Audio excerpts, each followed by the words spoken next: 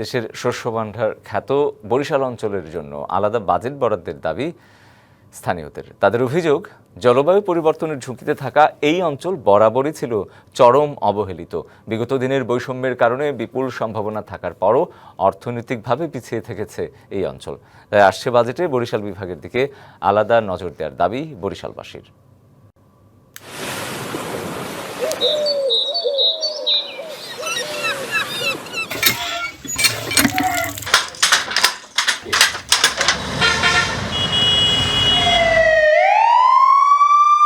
আল্লাহু আকবার, আল্লাহু আকবার।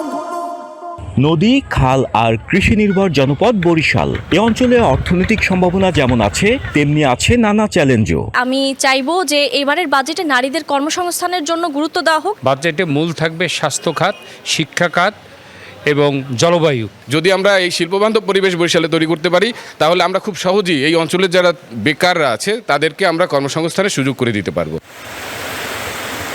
কখনো তীব্র ঘূর্ণিঝড়, কখনো আকস্মিক জলোচ্ছ্বাস কিংবা নদী ভাঙন, প্রকৃতির এই রুদ্ররূপ বরিশালবাসীর নিত্যসঙ্গী। জলবায়ু পরিবর্তনের কারণে প্রতিবছরই বরিশালে বাড়ছে প্রাকৃতিক দুর্যোগের তীব্রতা। এর ক্ষতি সামলে উঠতে আসছে বাজেটে তাই বিশেষ বরাদ্দের দাবি বিশিষ্টজনদের। আমরা জানি যে গ্লোবাল সাউথ হটস্পটের মধ্যে আমাদের দেশ রয়েছে। গবেষণার ক্ষেত্রে বরাদ্দ দেওয়া হয়, বাট গবেষণালব্ধ জ্ঞান সরাসরি প্রয়োগ হয় না।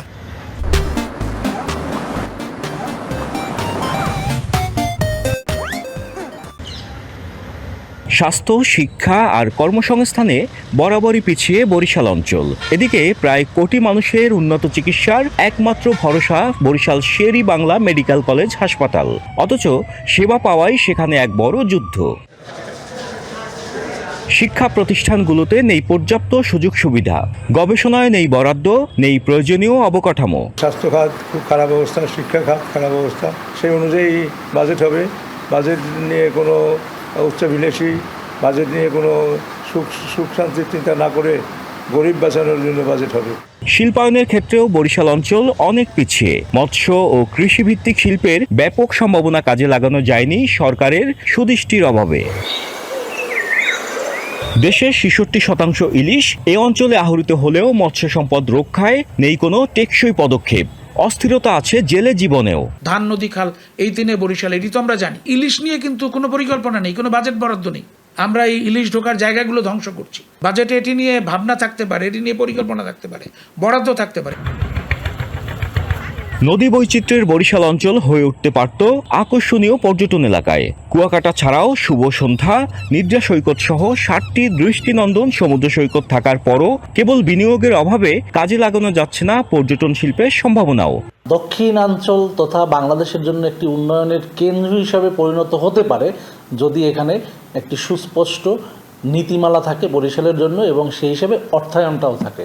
বরিশালবাসীর প্রত্যাশা, আগামীর বাজেট শুধু উন্নয়ন প্রকল্পের মধ্যে সীমাবদ্ধ থাকবে না, বরং এটি শিক্ষা, স্বাস্থ্য, কৃষি, জলবায়ু, পর্যটন সহ গুরুত্বপূর্ণ খাতে বিনিয়োগের মধ্য দিয়ে দক্ষিণাঞ্চলের দীর্ঘদিনের সম্ভাবনাকে বাস্তবে রূপ দেওয়ার পথ তৈরি করবে।